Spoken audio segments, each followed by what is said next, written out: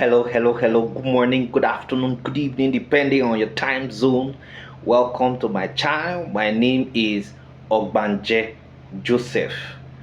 Please subscribe to this channel, share, like, as well as drop a comment on the comment section. So, our lecture today is titled Diplomatic Immunities and Privileges. Diplomatic Immunities and Privileges. Now, the broad outlines of customary international law regarding the privileges and immunities of diplomats, their property, premises, and communication were established by the middle of 18th century. This features in the writings of jurists like Montefiore Voltaire. Now, diplomatic immunities and privileges refer to exemptions from criminal, civil, and fiscal jurisdiction of the receiving state as founded in the customary practice of many cultures. They enable ambassadors and their staff to act independent of any local pressures. Thus, it is very essential for the conduct of relations between sovereign states. They are given on the basis of reciprocity, which have proved the most effective guarantee of observance. Now, the modern law on diplomatic privileges and immunities is the Vienna Convention in Diplomatic Relations of 1961. It represents a codification of customs and usages with regard to the treatment of diplomatic envoys.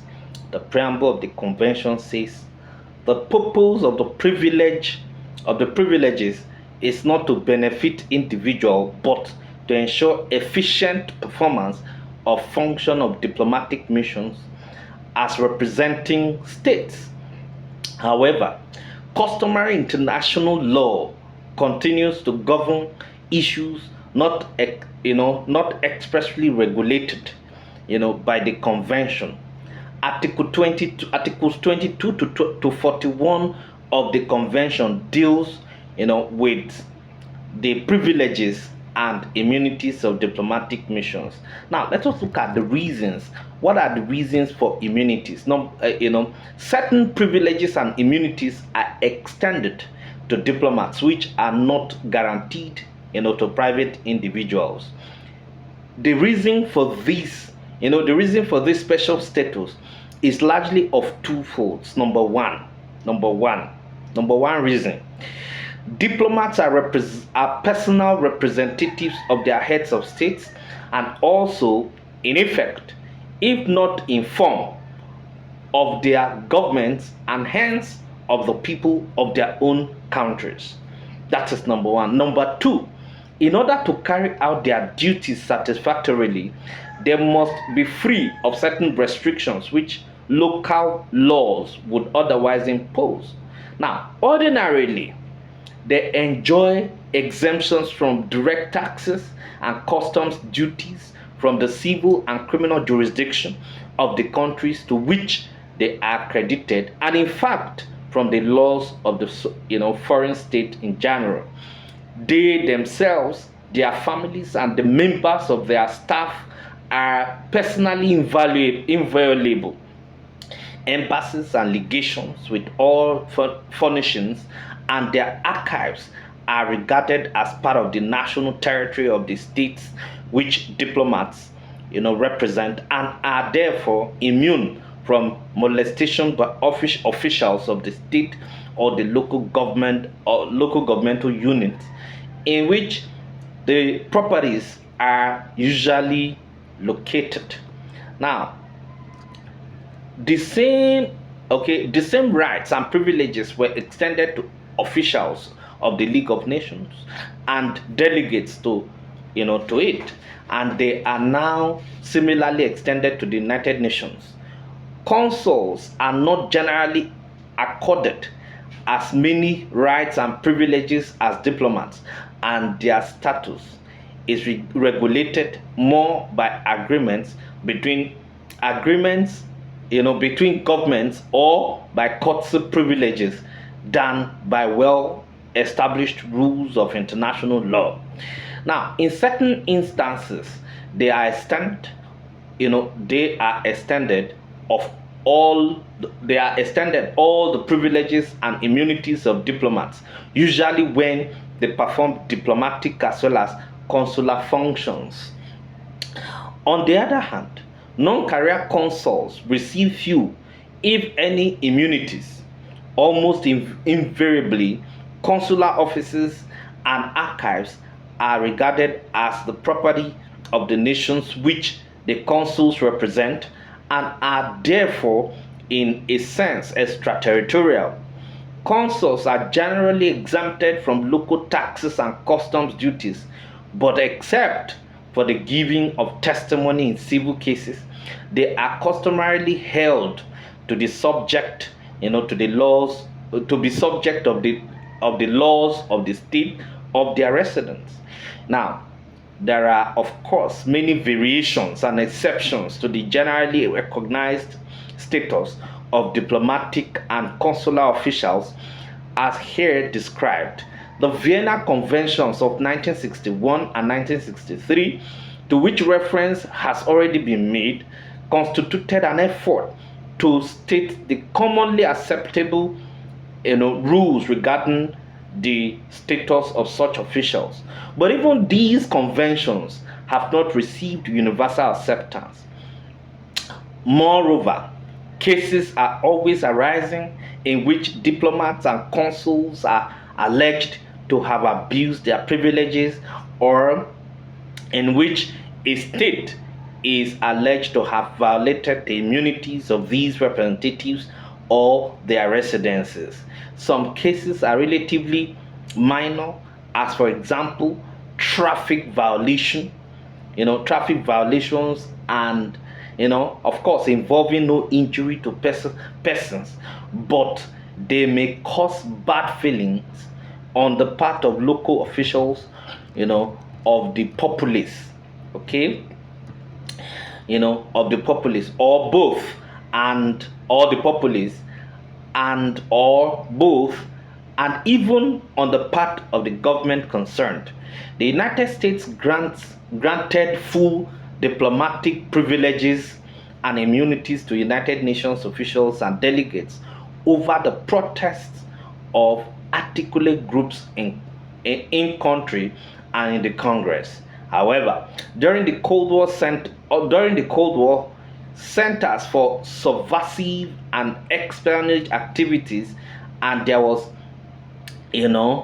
considerable feelings that strong measures should be taken, including search of the premises if necessary, although this would have been impossible under existing agreements. According to the international law, diplomatic and consular officials are strictly forbidden to engage in espionage. Now, okay, so those are just the major things. Now, let us look at the provisions of the Vienna Convention on diplomatic immunities and privileges. Now, Articles 22 to 41 of the convention deals with privileges and immunities of diplomatic missions. Article 22(1) states that the premises of the mission shall be inviolable. The agents of the receiving states may not enter them except with the consent of the head of mission. Article 22(2) states that the receiving state is under a special duty to take all appropriate steps to protect the premises of the mission against any intrusion or damage, and to prevent any disturbances of the peace of the mission or impediment of its dignity. However, in Sartre's view, the appropriate steps used in the context, imply that the extent of protection must be proportionate to any perceived danger. The judgment of the International Court of Justice in the U.S. diplomatic and consular staff in a Iran case in 1980 is relevant here. Now, the court upheld the principle of inviolability of missions. Now, the issue of inviolability of diplomatic premises also arose in 1984 when shots were fired from Libyan People's Bureau in London at demonstrators outside the bureau, killing a female police officer.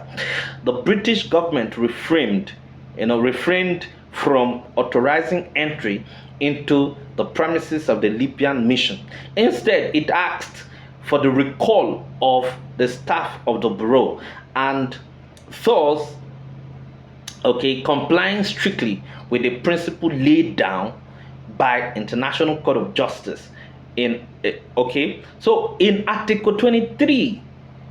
Article 23 exempts the premises of the mission from all taxes except for the services rendered like water bills, light bills, etc. Now, Article 24 states that diplomatic archives and documents must not be searched even on transit.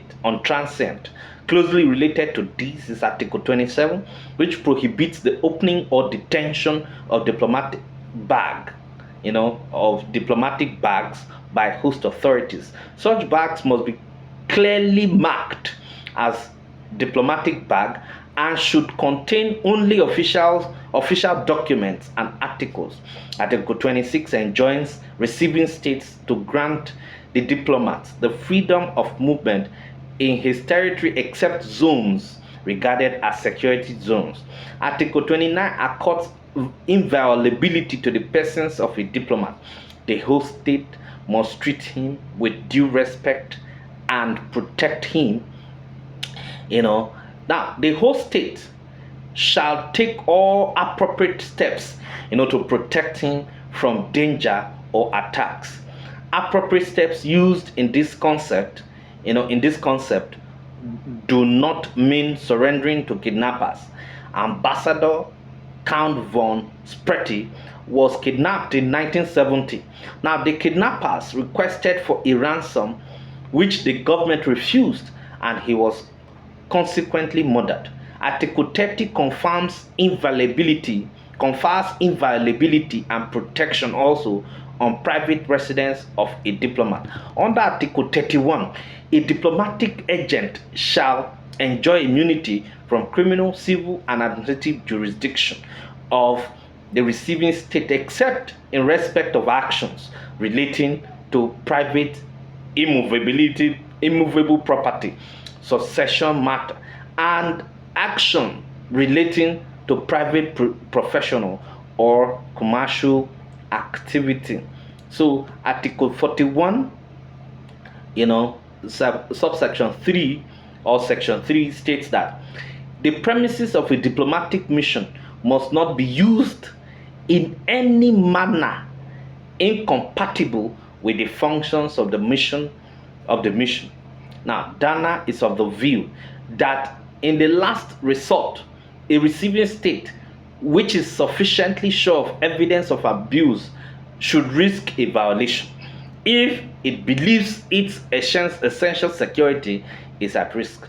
Now, in 1973, the Iraq ambassador was called to the Pakistan Foreign Ministry and told that arms were being brought into Pakistan under diplomatic immunity and that there was evidence that they were being stored at the embassy of Iraq. Now, the ambassador refused permission for his search. In the presence of the ambassador, a raid was conducted on the embassy by armed policemen who found huge consignment of arms stored in crates. Now, the Pakistan government sent a strong protest to the Iraqi government and declared the Iraq ambassador persona non grata and undesirable person, and of course recalled their own ambassador in Iraq. Article 42 prohibits the involvement of a diplomatic agent in professional or commercial activity. Thank you very much.